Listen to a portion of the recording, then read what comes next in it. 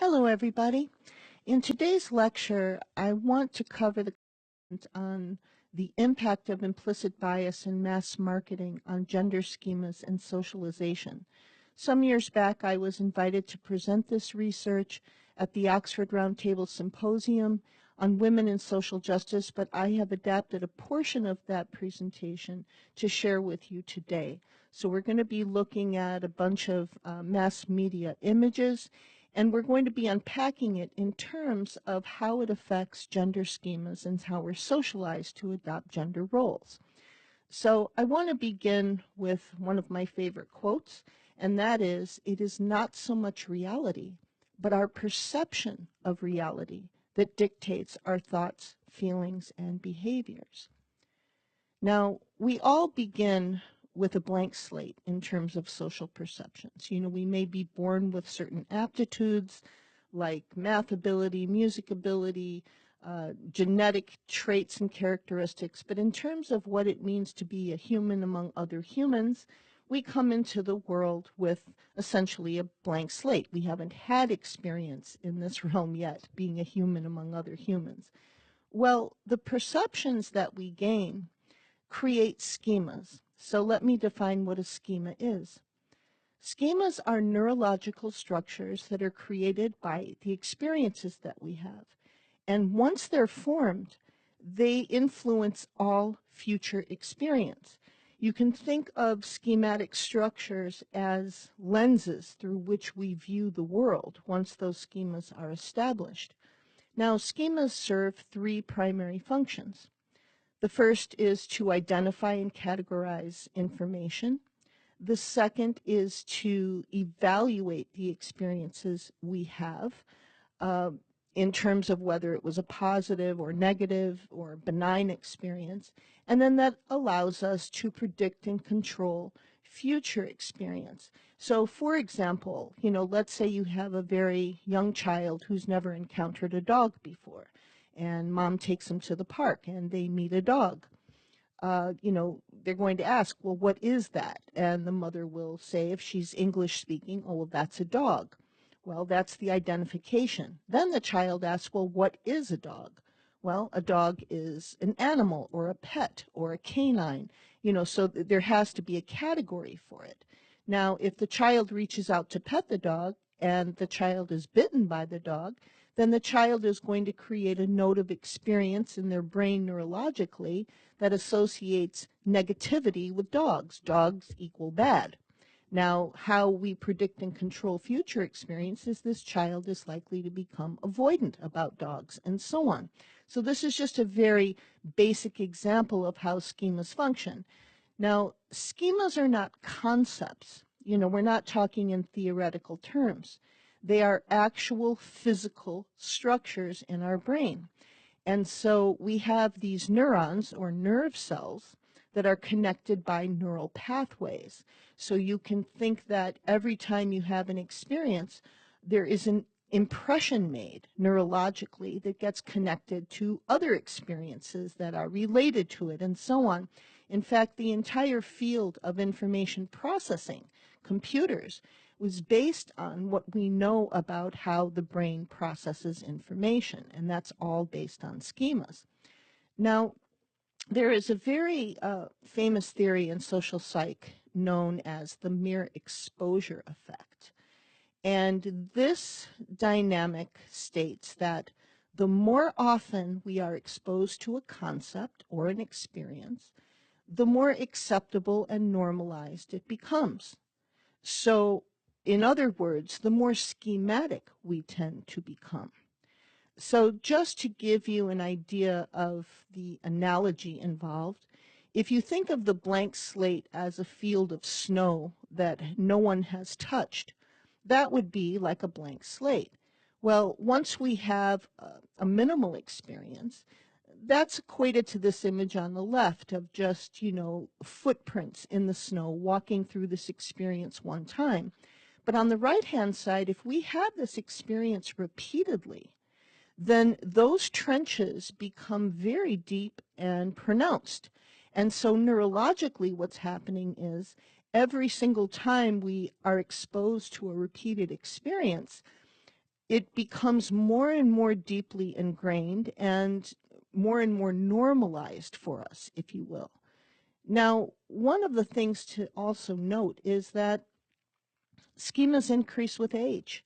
So the image that you're looking at here shows a graphic of schematic networks at 3 different age groups. So on the left, we're looking at a newborn schema.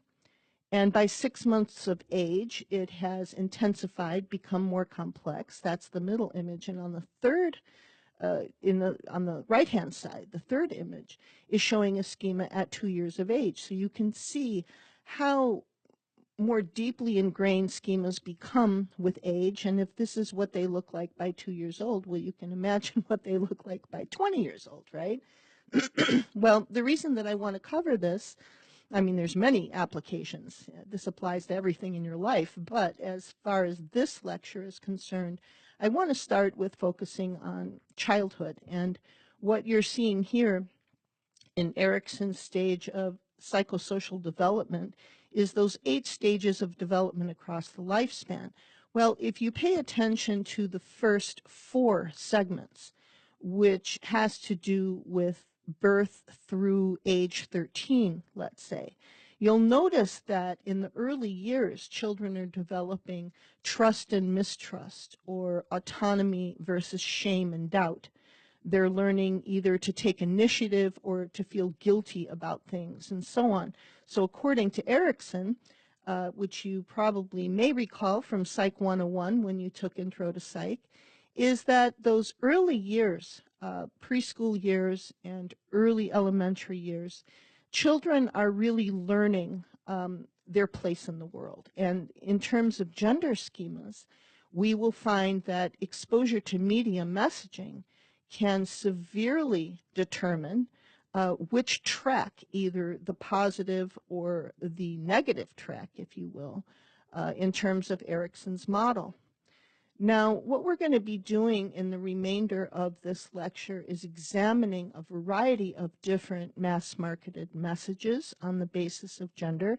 And one thing that we will notice when doing content analysis is that the majority of messaging that we're exposed to in media, particularly in childhood, is heterosexist. It is binary, and it seems to all follow the same type of pattern.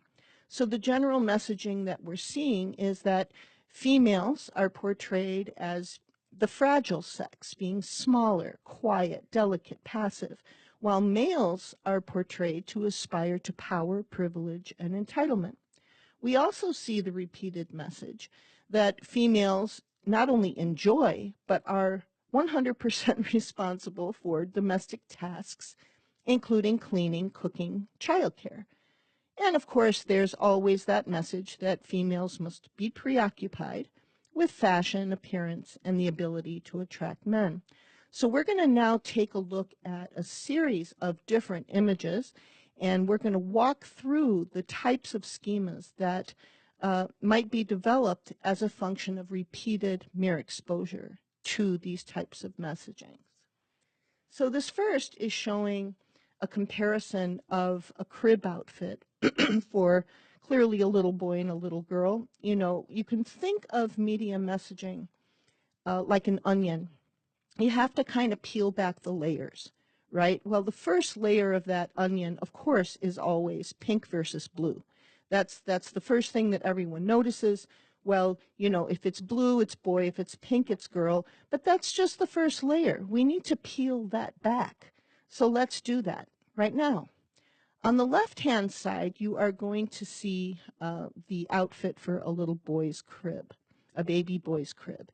And the images that are on that quilt and bumper and so on are a sailboat, a jet plane, a racing car, and a train. And you'll notice that in each one of those images, there are like puffs of smoke and water splashing behind the boat and so on. And all of these things denote movement and speed. The other thing you want to always think about when you're unpacking media images is think in terms of adjectives. So if I were to ask you right now, what adjectives come to mind? What do all of these objects on this little boy's quilt have in common? Well, uh, they're all large vehicles. They're all powerful. They're all expensive. And they're all moving fast. So this might denote exploration, movement from point A to B, and something that's incredibly powerful. Now, let's compare that with the images on the little girl's bedding, which of course is pink. That's the first layer. But as you peel back that layer, what else does it have? It has flowers and butterflies. Now, in comparison to the objects that are present on the little boy's quilt, what adjectives come to mind when you think of flowers and butterflies? They're fragile, they're pretty, they're delicate, they're certainly non-threatening. There's nothing remotely powerful about them. Flowers pretty much stay planted unless you pick them, in which case they're short-lived, and butterflies have a very short lifestyle as well. Now, when we look at clothing for infants, this is showing a comparison, these two images of onesies. Of course, again, that first layer of pink versus blue. But let's take a look at what is portrayed, the messaging that's portrayed on the little boy's onesie. Well, we have a little duck with a cap on chasing a soccer ball, and the text on the onesie says goal-oriented. Now, of course, that's a play on words because the little duck is after a soccer ball, and of course we have to score goals in soccer. But it's also denoting competitiveness because competitive sports is related to achievement, assertiveness, ability, tremendous agency, but also goal orientation is a characteristic that is highly valued and necessary in academics, in your professional life. So this is not just simply a cute little picture of a duck chasing a soccer ball. It is instilling a schematic message that is connected to baby boys that they should aspire to achievement. Now let's compare that with the little girl's onesie. Simply, it's pink. That's the first layer. Second layer is to read the words, Daddy's little girl. Now, of course, we see that a lot, Daddy's little princess, things along those lines. But there's a couple things I want to draw your attention to. The first is the word little is in white, meaning that it draws your eye to it right away because it is not the same color as Daddy's and girl, which is in pink. You're going to find as we go through these slides that that concept of being small, little, tiny, diminutive is repeated over and over again. So remember that image of the snow and the tire tracks in the snow. You will find that female children are constantly told that they are smaller. The other thing I want to draw your attention to is the apostrophe in the word daddy's, which denotes ownership, that she belongs to daddy. She's not out there achieving goals on her own. Now, as children grow up and get a little older into toddler stage, you will see that same superlative versus diminutive message repeated over and over again. Superlative means larger than. Diminutive means smaller than. Well, on the left, we have an image of a little boy wearing, of course, a blue shirt, but the words say big lad in training. So that word big is being pronounced, whereas the little girl's T-shirt on the right says mini me. Again, that message of being small. Now, you also want to notice her body language is not like his. He's just squarely facing the camera, looking right at you, whereas the little girl has her hands in her lap folded, kind of looking up, looking a little bit more demure, and you're going to see that over and over again. Here's another example of messaging on children's T-shirts. On the left, you have a little boy standing full front facing the camera with his arms up, making muscles on both sides, and his shirt reads, Top Dog. which again speaks to that power, that privilege, that status. And on the right,